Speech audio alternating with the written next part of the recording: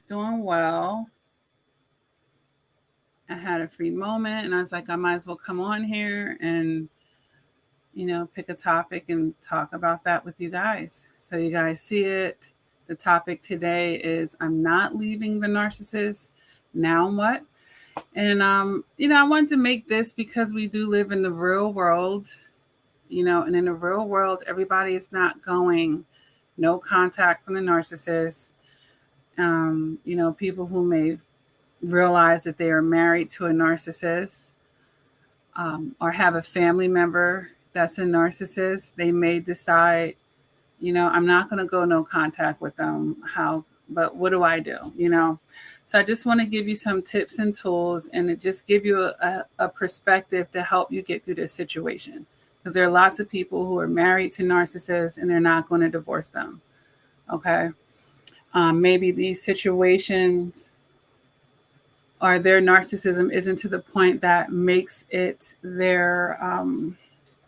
unsafe for them in a certain way, or it hasn't passed their limits. Like, it's nonviolent. Maybe this person is just very egotistical in a certain manner. And maybe this person feels like, you know what? Yes, they have ego problems. They're full of themselves. They're manipulative.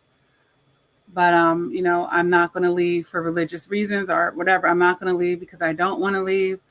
Or, this person is willing to still work with the situation. So what can you do when you decided to stay in these situations? Because it's a real thing. There are people that, lots of narcissists are married and in relationships. So the first thing I'm going to say, you guys, is you definitely going to have to manage your expectations. You're going to have to manage your expectations if you're involved with a narcissist. And I'm not going to really put this to professional, although a lot of these things may carry over into other types of relationships, but we'll just talk about more in a romantic sense right now, even though a lot of this can probably cover other types of relationships with narcissists, such as family and friends and coworkers or your boss, but you're going to have to manage your expectation and make it realistic to their personality or their persona and their behaviors and their values. Like right now, you're just going to have to really get real with who you're dealing with here and try your best to see them for exactly who they are.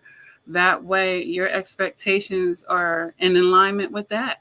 I'm not going to be expecting this person to be more than they are. And I could expect them to be less, but let's just take them, for what we know that they are. Okay. Not the illusions, not the smoke screens that they're giving you, but for what they actually are. And if you know what, NPD is, and if you don't, you need to learn that, because, there's a saying, a known devil is better than an unknown one. And that actually might be a reason why some people stay with that particular narcissist. They're like, well, I could leave this person and get with a bigger one. Yeah, you could also leave them and get with a healthy person too. But either way, for those of you that are staying with this person, you're going to have to manage your expectations first and foremost. And take them for who they are. If they lack empathy, if they're a liar, if they're a cheater, if they're inconsistent, we know about the cycle of abuse, love bombing, devaluing, and discarding, and whatever that takes place. Just take them for who they are. You'll save yourself a lot of heartache, because then once they constantly, do these things that are in their nature to do, because they're not trying to change it, you can hopefully start managing your own emotions, because you're not expecting them to do this. All right. So yeah, manage your expectations. The other thing that you could do to, be more smooth sailing with a narcissist actually is to understand that they're deeply into self-esteem enhancements, meaning they like their egos to be stroked. So, if you could focus on the good that they do and play up on that, or be thankful for that, that would be a good thing, focusing on the good versus the bad in the relationship, so that you're not lying and stroking their ego. You're actually choosing something that they're good at, or something that they provide that's positive. in your dealings with them. You definitely don't want to be turning to them for emotional comforts and your emotional needs. Okay. You're going to want to have to reserve that to God, or, if you have a best friend, or you're in therapy, or you have a trusted confidant. Like, certain things just kind of have to come off the table at that point. Don't turn to them for your emotional needs, okay, to be met. That's not their strong point. So it's like, how could I relate this? Think of a man or a woman that's a player, and they have all these people, and even the narcissist, we could stick to that example. They have all of this supply. You know what they do with their supply? They take the good. They play up on the good. Such and such is good for this. I can turn to them for that. So they play up on these things. And they tend to not typically turn to people for the things that they can't get from them. Like, if this isn't your strong suit, chances are the narcissist isn't manipulating you and trying to use you for something you're weak at. They're playing off of your strengths. So you have to do the same thing with them. So their strengths aren't being there for you emotionally. It's just not going to happen. So even if you are married to this person and your spouse is supposed to, in a typical healthy sense, be there for you emotionally, but you know what? If you know they're a narcissist, that's not going to happen. If anything, if you don't mind your dealings with them, they could hurt and strike you down emotionally and psychologically if you don't have the proper barriers with them when it comes to that interaction. And one of it is actually giving them the authority to be able to, affect you in that way. No, you need to guard yourself away from them emotionally. Okay. The next thing, you guys, is definitely, don't laugh at this, but enjoy the silent treatments and the discards. You're getting a break in those moments. If you're with a narcissist and they're giving you a silent treatment, or, discards, look at these as breaks. Look at these as breaks. Even if they come at inopportune times, like maybe these are times when you're expecting this person to be there for you or be by your side. Honestly, if you're doing the first thing that I said, which is managing your expectations, you may even premeditate that they will drop this ball and they won't be there. Let's just say, for an example, I'm pregnant, I'm going to have this pregnancy. Maybe I would hire a doula or a midwife to be there with me during the birthing process. So just in case this narcissist is just emotionally not there, or they go on a trip when they know you're 9 months pregnant and they're not even there for the birth of the child, you've already built a support system outside of them to accommodate yourself for these things. Okay, that's important. And it's actually one of the things that I was going to say further down on the list. But yeah, you definitely want to build a support system, a healthy support system, not other narcissists. Like, come on now, like, you can't be dealing with it with your spouse and then everybody else you turn to is a narcissist as well. Like, you need some sane, healthy people around you as well. So find a way to build a support system outside of them. So the certain needs, the ones that you should be filling for yourself anyway, you're going to fill up your cup, of course. But then, there are other things that this narcissist that's one of their weaknesses. You're not going to be able to get that from them, but you can get it in another way. So, like, I remember one time I was listening to Shira 7, and she's a married woman as well. And she was telling women, like, how to just stop expecting so much emotionalness from a man anyway. And I know there's men here that could be married to a woman as well that's a narcissist. But it's the same thing. She's not going to really be the most emotional in that way, not to tending to yours anyway. She could fly off of her emotions, but, she's not going to be tending to yours in a positive light. But either way, Shira was saying how, she gets love from her children. Like, she hugs on her kids. She experiences love with them. She's not really looking for that. That wasn't the purpose why she was with her husband. So what I'm going to say at this point, you're choosing to stay with this narcissist.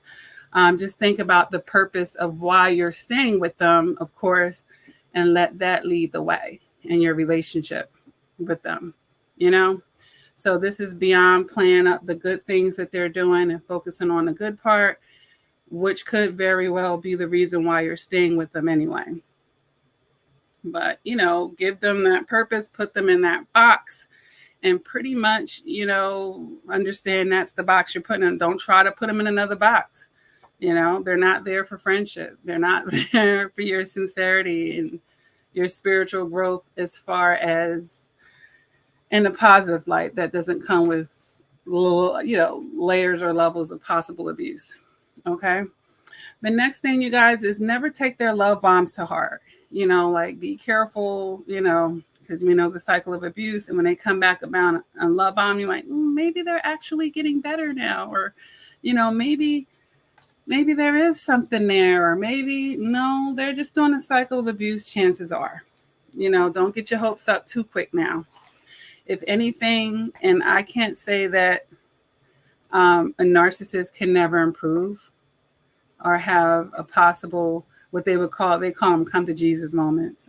Just moments where people have like an awakening and they decide to be better. This is less likely to happen with a narcissist. But hey, I've seen channels on here of self-proclaimed narcissists or diagnosed narcissists who are in therapy and, they're trying to be better in their own way, but it's certain things that just stay rooted in them. So, I don't know. But just to be on the safe side, I'm going to say, don't take those love bombs to heart. Like, these aren't sincere apologies. This isn't for you to like come, build hope that this person is suddenly changing. Let's stick to what's most likely happening. And this person is in a cycle of abuse and they're just happen to be on the love bomb part of things. Okay. Don't expect accountability, of course, and leave the past in the past. Narcissists do not like to talk about past dramas. Like, let's say you guys, and when I say the past, I'm talking about even yesterday, honey. Like, they'll say, today's the new day. They really, they don't want to address stuff because they don't want to be put in situations where they would have to admit fault or feel shame or guilt within or take any type of accountability. So any situation that could put them in that type of energy or try to put them in that, they're not going to hear that. So you got to know it. Don't be expecting emotional maturity and accountability from them. All right. And with that being said, you might even want to just pick your battles. Narcissists, we're all imperfect, but they're extra imperfect. Like, if their level of character and integrity and, they're manipulative, if they're lying all the time, even if there's a little white lie, pick your battles. Do you really need to call out, like, I know you're lying? Like, do you have to say everything wrong that they're doing that we know they're not going to change anyway? If anything is going to trigger a devalue, unless you were trying to provoke a discard to get a break, I don't even know how to put that, but I don't know. I would just pick the battles. I would pick the battles and, watch the criticism if you're trying to stay as peaceful as possible. I have to say it like that, as possible with someone that's highly narcissistic or that's a narcissist. At the same token, you'll want to protect your insecurities. They will try to prick at them if they know what they are. When you have an intimate relationship that made it to marriage, chances are, at least in the first round of abuse, before you even knew they were a narcissist, you may have been, pretty intimate with this person, sharing this and that. And that's why, in order to protect your insecurities, you need to be working on yourself. So you need to be building your self-esteem and stripping them of any, psychological power that you handed over to them at any point in the relationship. It needs to come back because you're dealing with a narcissist. That's like me expecting, both my phones are going off, but we'll take it as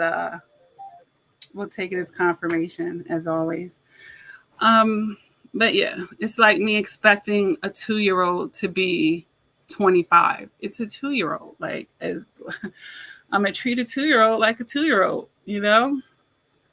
that has tantrums, that's emotionally immature, like I'm going to expect a 2-year-old to be a 2-year-old. And it's the same way with a narcissist. The next tip, you guys, is to learn how to speak their language. Use a narcissist perspective to possibly get compliance. That's the best way I could put it. And the way that this would look like, you guys, is so instead of you want them to do something for you, instead of saying how it would benefit yourself, just say how it would benefit them. Like spin everything to how it would benefit them. Make it about them, even if it's something for you, but how would it benefit them? You know, always make it look appealing to their ego or appealing to, it's beneficial for them to do right by you in XYZ situation because, you know, that's going to be important. The next thing is to maintain your calmness. You know, just like I'm saying, if I'm dealing with a 2-year-old, that 2-year-old ain't going to get me all riled up. It's a 2-year-old. When a 2-year-old starts having a toddler, a terrible 2 tantrum or anything like that, I just see what it is, but I'm going to remain the adult. You know, I'm not giving over my emotional power to them anyway. This is a 2-year-old. You know, if anything, I'm definitely going to keep control of myself, if anything else, you know. And this is just me understanding that a narcissist is going, you know, an adult in this situation and not a 2-year-old. So you're not going to be able to control what they're doing. Like you could contain a 2-year-old, but you can contain yourself. And it just gives you the upper hand and staying clear-minded, you know, and seeing what's going on. Because if you have some type of emergency going on, the person that's being all frantic is all over the place, you know, they're subjected to getting hurt or just not paying attention properly because they're all over the place. Like, calm down. Calm down. Like, don't take the invitation anyway, you know? And what'll happen is they'll have to find someone else to do those things with, which is a whole nother issue, but, you know, you won't be as appealing to them, you know, in that way. You definitely, so we already talked about building your support outside of them for your own sanity, you know, because, you know, this person is toxic, at least a little bit, right? So make sure you're building a positive support system. And we're going to silently prioritize your well-being. This isn't something that you have to say out loud, you guys, like, because, you know, when you're connecting yourself to that type of energy, a lot of people end up letting themselves go. They fall into depression. All types of things start happening, and mainly because they're not doing the number one, which is managing the expectations if you're going to be the person that's going to stay around in this situation. So, and understanding that, you know, they're affecting your energy. So you're going to have to work to counter that. So you're going to have to silently prioritize your well-being. It's not something you have to verbally say to them. As a matter of fact, a lot of stuff you're not going to be saying to them anymore. You don't have to pronounce or announce this. Just lead your life that way. You know, you're making sure you're getting your proper sleep.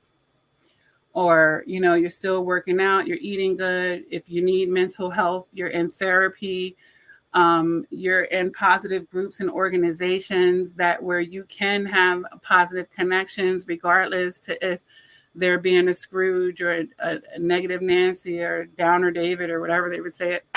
But, you know, just silently prioritize your well-being.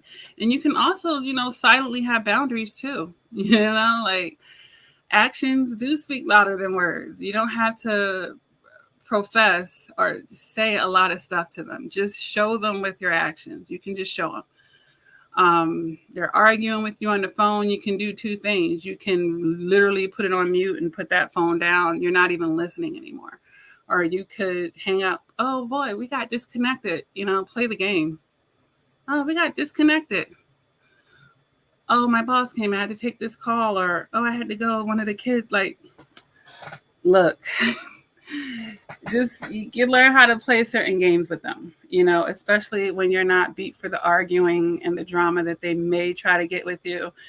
And, if you don't feel like you can gray rock, you have some type of interaction with them, but the interaction will serve you in distancing yourself from the drama that they're trying to suck you into, or the invitation to be toxic with them, And then this is learning how to fly under the radar, learning how to fly under the radar with a narcissist and operate like they do, as far as operating on appearance versus reality.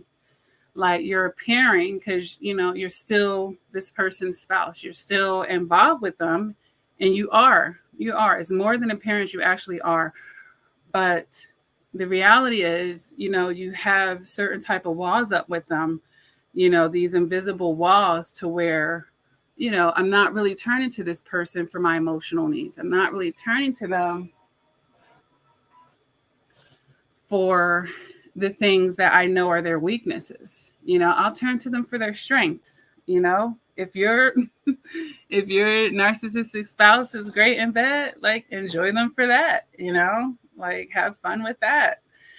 If you're going to stay married to them, there's nothing wrong with that. So just take them for what they're good for, you guys, and maintain your individuality versus that codependency. Because, the codependency, that's when you're enmeshing emotionally and all this other stuff.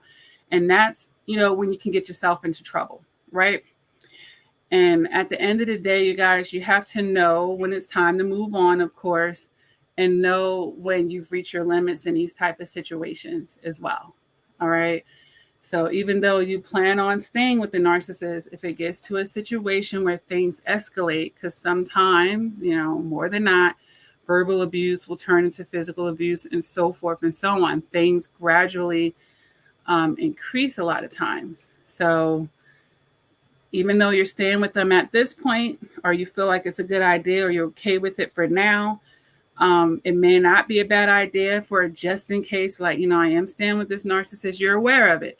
But if they start doing this, that, what would I be doing? So you can think about those next steps ahead of time, just in case you have to tap into it. Be like, okay, I'm willing to accept this level of toxicity for them. I can manage it. I'm mentally strong enough to do it. But, unfortunately, if they start doing that, I've already kind of prepared for it. I've already thought about it. I didn't just get so comfortable with the level of where they are now that when they take it to that level, which is past my limits, now I have no idea. But the good news is, if you've been following the advice that I've been giving you, like you've built a positive support system, you've already silently prioritized yourself, you'll have the strength to walk away. You would have already premeditated certain things, and you have yourself in position if you need to leave, or if something like that needs to occur, you'll be ready for it. Like always, just in case, because people snap, people, spiral down, and you don't know what could trigger what. Just in case you premeditated it, and not only premeditated it, you have already came up with that plan, and you know what it looks like. And just in case you have to tap into it, you can do it. Okay. So those are my tips, you guys. Those are my tips. This isn't, going to be a drawn out video, but I think, those are really good tips and perspectives and approaches for those of you who are not leaving the narcissist. I've given coaching to people a lot throughout the years. I'm not really doing that right now in my life, but my Gmail is down there. And when I come on a live chat, you can always ask me about your issue if you're having one. But, a lot of the people that I used to coach, sometimes I question whether they really wanted to leave the narcissist.